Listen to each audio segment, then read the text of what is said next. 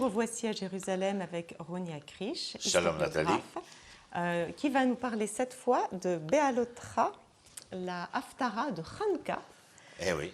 où on voit une coopération entre l'Éternel et l'homme, et où on arrive même à repérer que Dieu a besoin de l'homme. Mais avant d'en arriver là, est-ce que tu peux un petit peu nous parler du contexte de Zacharia, parce qu'il y a un contexte historique quand même important. Oui, Zacharia est présent à Babylone. Nous sommes à la fin des 70 ans, de ces 70 ans prophétisés par Jérémie, avant le retour en Eretz Israël. Ce retour sera possible grâce au décret de Cyrus, qui est l'empereur de Perse, qui a reconquis la Babylonie. Nous connaissons l'histoire de Pourim, etc. Ceux qui vont revenir sont Yoshua, le grand prêtre, Zorobabel, personnalité politique, descendant des rois, la lignée de David, et puis Zecharia, un des prophètes. On ne va pas tous les citer maintenant. Et Zecharia a été confronté déjà, à Babylone même, comme le fut précédemment Yecheskel, avec face aux exilés. Il a été confronté à cette perte de l'espoir. Ce désespoir, comme disait Vanessa Barber, le désespoir, c'est l'espoir impatient. Et puis, le voilà témoin de la possibilité de ce retour. Alors, il revient avec le très peu qui se décide à entendre la volonté de Cyrus, celui que Isaïe appellera Koresh Meshichi, Cyrus mon Messie.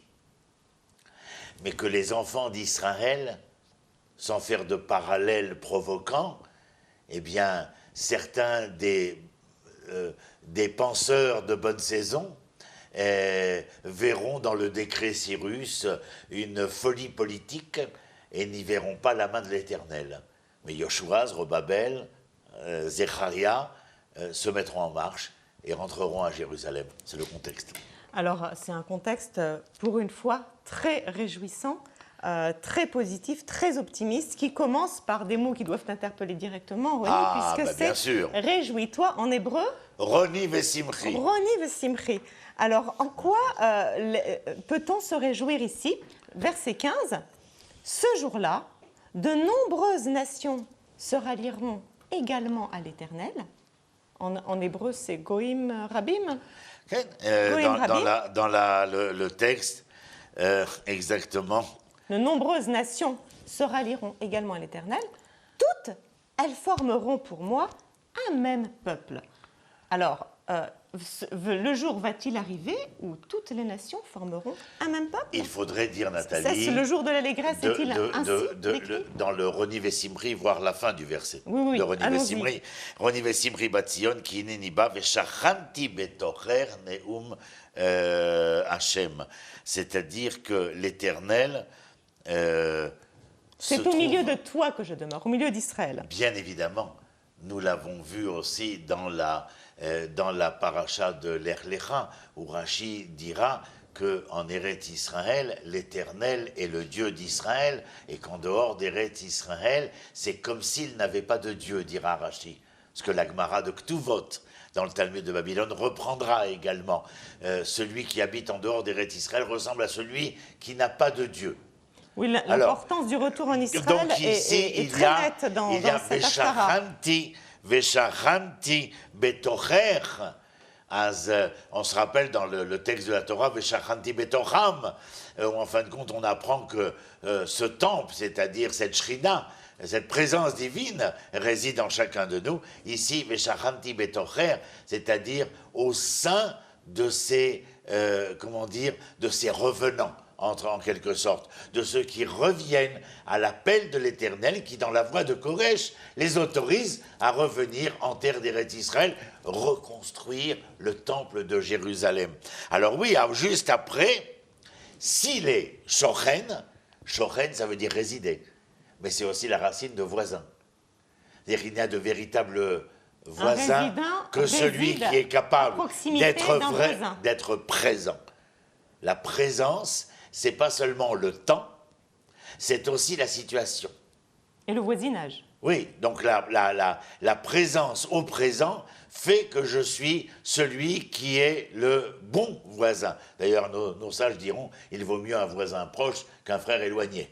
Mais ici, l'Éternel réside au sein, parmi Israël, il est ce bon voisin, ce préférable voisin. Mais attention, il t'interpelle, il vient te dire, je ne suis pas ton voisin et cela suffit. Il y a un état de fait qui fait que nous devons être dans un bon voisinage. De moi à toi, mais de toi à moi. Et à ce moment-là, ce que tu as lu, Nathalie, ensuite. Voilà, elles formeront pour moi un même peuple. Et c'est-à-dire que l'ensemble des nations, lorsqu'elles aperçoivent Israël revenir, mais ne pas revenir pour simplement revenir sur une terre matière, comme dira le Rav Kook dans le premier chapitre de Horoth. Mon amour de la terre, mon amour du pays n'est que le moyen de, n'est pas une finalité. Sinon, je serais considéré comme un dogmatiste nationaliste. L'État d'Israël est absolument important, probant, essentiel, mais il n'est que le moyen. Qu'une étape vers la pleine affirmation de l'identité hébraïque. Lorsque les nations sont conscientes qu'il y a une mise en œuvre de ce projet-là, elles se sentent aimantées par Jérusalem. Donc tu comprends, Nathalie, que lorsque les nations ne se sentent pas aimantées par Jérusalem, c'est donc que se passe-t-il à Jérusalem?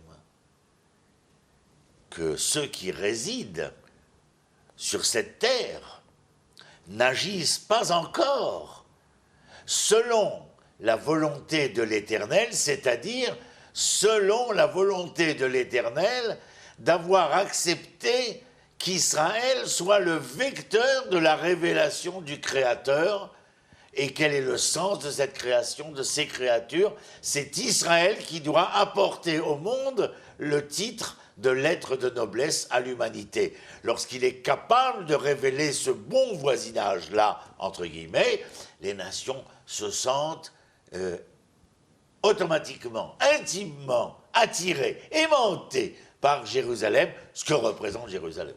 Mais alors donc, on est au verset 2 là, et l'Éternel dit à l'accusateur, l'Éternel te repousse, ô accusateur, oui, il te repousse, parce qu'il fait choix de Yerushalayim, et que Yehoshua est à ses yeux comme un tison sauvé du feu. Et voilà, Yehoshua qui arrive, il était revêtu d'habits souillés, et se tenait debout devant le messager. Extraordinaire, extraordinaire. Il avait des habits souillés. Regarde, ça nous transporte.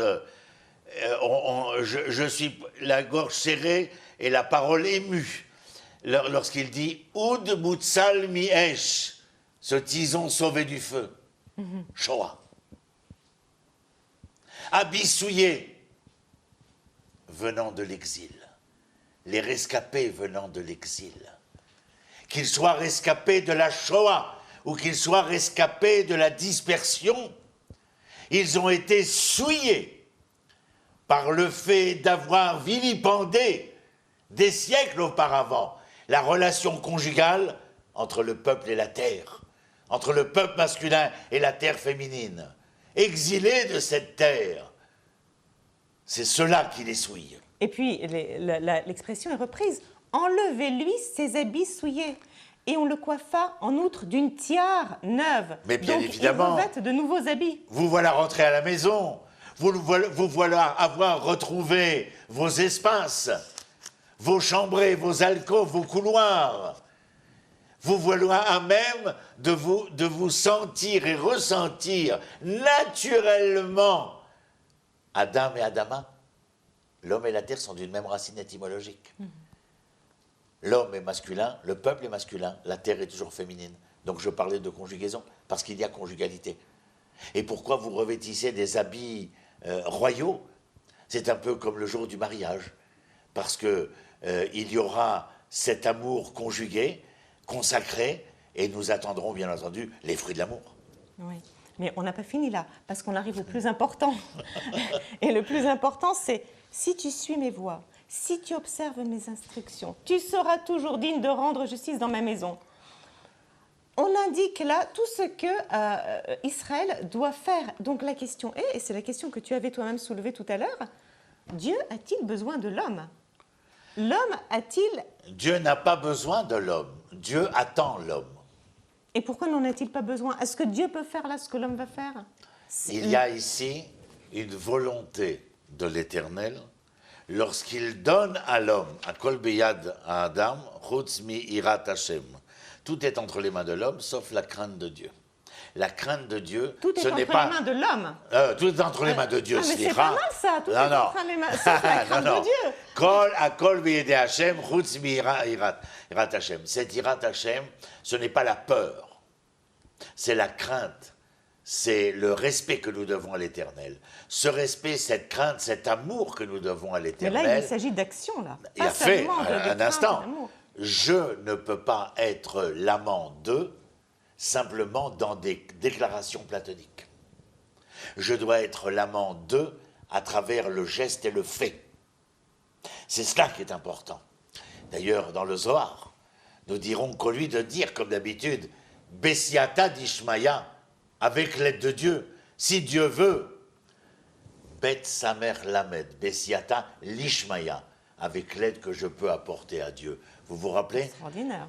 On se rappelle tous, et tu te rappelles aussi, la traversée de la mer des joncs, Yam Souf. Bien sûr, j'y étais, c'était Lorsque Narshon a mis le pied dans la mer, eh bien, l'ensemble des lecteurs bibliques diront « Aide de toi et le ciel t'aidera ».